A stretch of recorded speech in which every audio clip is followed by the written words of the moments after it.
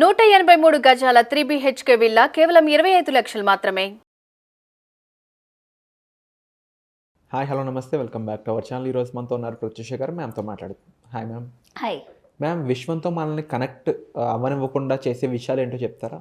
Okay, విశ్వంతో మనకి connect అవ్వనీయకుండా, magical వరల్డ్లోకి మనకి enter అవ్వనీయకుండా చేసే విషయాలు ఒకటి ఫస్ట్ వచ్చి జెలసీ. నీ గురించి ఆలోచించకుండా పక్కన వాడి గురించి ఆలోచించడం, ఇంకా కంపారిజన్, వేరే వాళ్ళతో నిన్ను నువ్వు కంపేర్ చేసుకోవడం, కంటిన్యూస్గా వాళ్ళు గొప్పగా ఉన్నారు, నేను ఇట్లా ఉన్నాను, నాకు ఇట్లా ఉండాలి, వాళ్ళకి ఇట్లా ఉండాలి. నార్మల్గా ఏంటంటే జ్యువెలరీ, నేను ఎప్పుడు మా కజిన్స్ నేను ఈవెంట్కి వెళ్ళినప్పుడు అరే నేను ఈ జ్యువెలరీ వేసుకోలేదే, నాకు ఈ జ్యువెలరీ కావాలి అనిపించేది ఎప్పుడు నాకు. సో నేను ఆ జ్యువెలరీ కొనుక్కోవడానికి నాకు చాలా టైం పట్టింది. వీళ్ళు వేసుకున్న జ్యువెలరీ నేను కొనుక్కోలేదే, సరే ఇలాంటి జ్యువెలరీ మళ్ళీ కొనుక్కుంటాలే అని వెయిట్ చేస్తాను. తను మంచిగా వేసుకుంది, నాకైతే లేదు ఇట్లా అని. ఎవరికైనా అంటే తెలియకుండా ఇవన్నీ వచ్చేస్తాయి. మనం నరీష్ అయిపోతాం. వాళ్ళు వేసుకున్న జ్యువెలరీ చూసి అరే ఈ డైమండ్ జ్యువెలరీ నెక్లెస్ నాకుంటే బాగుండవు, అరే కొనుక్కోవచ్చు, సరే తను వేసుకుంది, నాకు లేదు, ఇది ఇట్లనే కొనేసేయాలి అనేసి అనిపిస్తూ ఉంటుంది కదా. సో ఇదేంటి, నువ్వు కంపేర్ చేసుకున్నావు, నాకైతే లేదు తనకైతే ఉంది. సో అది ఉందంటే నువ్వు ఎంబ్రేస్ చేయి. ఎంత బాగుంది, ఇంత డైమండ్ నెక్లెస్ వేసుకుని తిను వెళ్తుంది, ఎంత బాగుంది, ఇట్లాంటి నెక్లెస్ నేను కొంటాను, ఎంత అద్భుతంగా ఉంటుందంటే నేను వేసుకుని ఇలాగే ఫంక్షన్లో వెళ్తుంటే అందరు నన్ను చూసి అడుగుతారే ఈ డైమండ్ నెక్లెస్ ఎక్కడ అని అడుగుతారు. అలా ఉండాలి అంటే ఓకే, అలా ఉండాలి. అలా ఉండినప్పుడు నీకు ఖచ్చితంగా ఏంటంటే ఇది చిన్న డైమండ్ నెక్లెస్ గురించి చెప్పాను.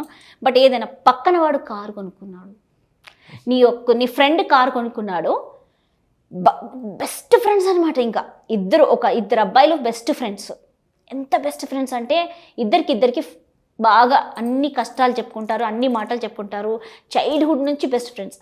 కానీ ఒకడికి సడన్గా సక్సెస్ వచ్చింది, ఒక కారు కొన్నాడు. సో వీడికి తెలియన అరే వీడు కారు కొనేసాడు, నేను కారు కొనుక్కోలేదే, ఇది వైబ్రేషన్ లోపల నుంచి తెలియకుండా వచ్చేస్తుంది.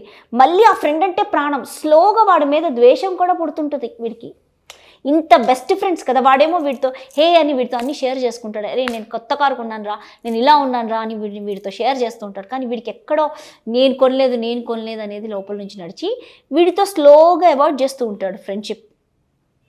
కంపారిజన్ ఫ్రెండ్షిప్ని అవాయిడ్ చేస్తుంది. అంటే ఫ్రెండ్ నీకు సహాయం చేయాలనుకునే ఫ్రెండ్స్ కూడా ఎప్పుడైతే నువ్వు నీ ఫ్రెండ్ కారు కొన్నాక ఎస్ నేను కూడా కొంటాను ఈ కారు, నా ఫ్రెండ్ కారు కొన్నాడంటే, నా బెస్ట్ ఫ్రెండ్ కొన్నాడంటే నేను కూడా కొనేస్తా కారు అనుకోవాలి.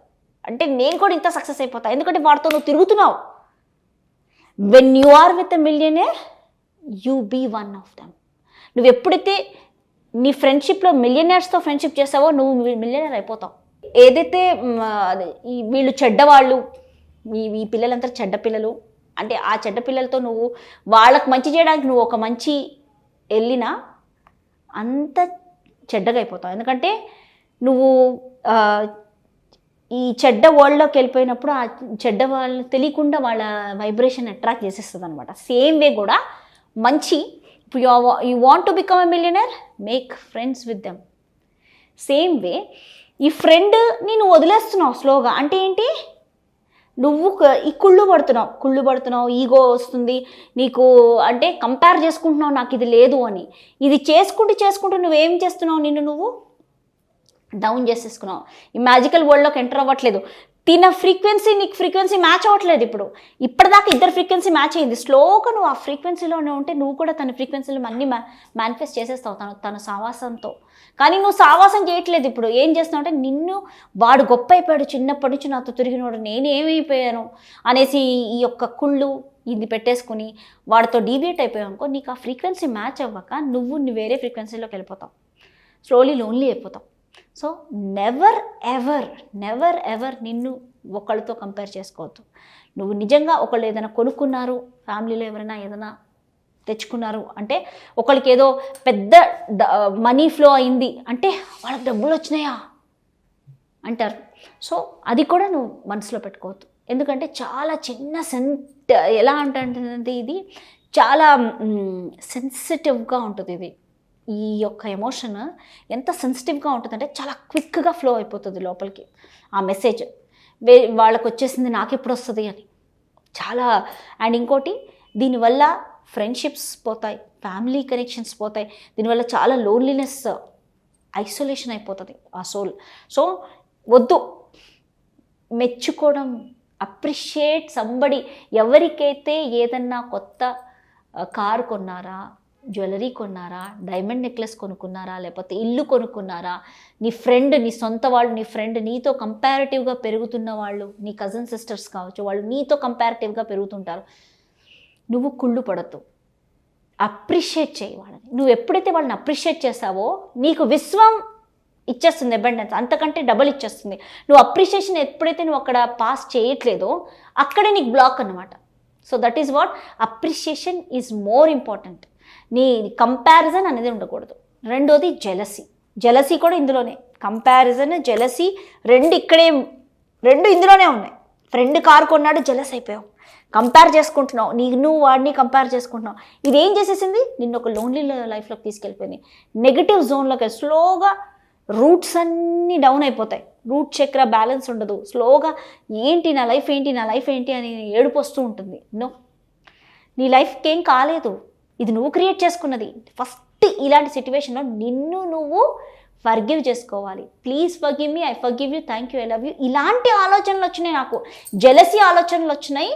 ఇలా వేరే వాళ్ళని కంపేర్ చేసుకున్నాను నేను. నా ఫ్రెండ్ని, నాకు చిన్నప్పటి నుంచి ప్రాణ స్నేహితులు, సడన్గా నేను ఇలాంటి జెలసీ అని నువ్వు ఎప్పుడైతే అది రియలైజ్ అవుతావో అక్కడే నీకు భగవంతుడు నీకు కావాల్సినవన్నీ నీకు ఇచ్చేస్తాడు. దట్ ఈజ్ వాట్, ఆ రియలైజేషన్ రావాలి. ప్రతి మనిషికి లెసన్స్ రియలైజేషన్స్ వస్తేనే ఆ మినిట్లో మీ లైఫ్ ట్రాన్స్ఫర్మేషన్ అవుతుంది. ఆటోమేటిక్గా ఒక మిరాకిల్ లాగా ట్రాన్స్ఫర్మేషన్ అవుతుంది. ఎందుకంటే ఇది మనకి తెలీదు, ఇది ఎవరు చెప్పరు కూడా. నువ్వు రియలైజ్ అవ్వాలి, నీ తప్పుని నువ్వు రియలైజ్ చేసుకోవాలి అని ఎవరికైనా చెప్పామనుకో ఫస్ట్ తిడతారు. నువ్వు ఈ తప్పు చేస్తున్నావు, నువ్వు ఇది రియలైజ్ అయితే నీకు బాగవుతుంది, దేవుడు నిన్ను మారుస్తాడంటే ఎవరు వినరు. ఎప్పుడైతే ఈ రియలైజేషన్ నాకు వస్తుందో అప్పుడే నా లైఫ్లో షిఫ్ట్ వస్తుంది. కాబట్టి అది నువ్వు తెలుసుకోవాలి. అది స్టెప్ బై స్టెప్ తెలుసుకొని ఆ రియలైజేషన్లోకి వచ్చి, ఆ రియలైజేషన్ మైండ్లోనే అన్కాన్షియస్ ప్రోగ్రామింగ్స్ అన్నీ క్లియర్ చేసేస్తుంది. ఆటోమేటిక్గా some good is coming in to my life అని షిఫ్ట్ వచ్చేస్తుంది లైఫ్లో. That is what it is అండి. తప్పకుండా మీరు చెప్పిన విషయాలన్నీ తెలుసుకున్నప్పుడు ఏ విధంగా జీవించాలనేది ఒక అర్థం తెలుస్తుంది మ్యామ్. తప్పకుండా అది మన ఆడియన్స్ కూడా అర్థం చేసుకోవాలని మనస్ఫూర్తిగా భావిస్తుంది. Thank you so much. Thank you.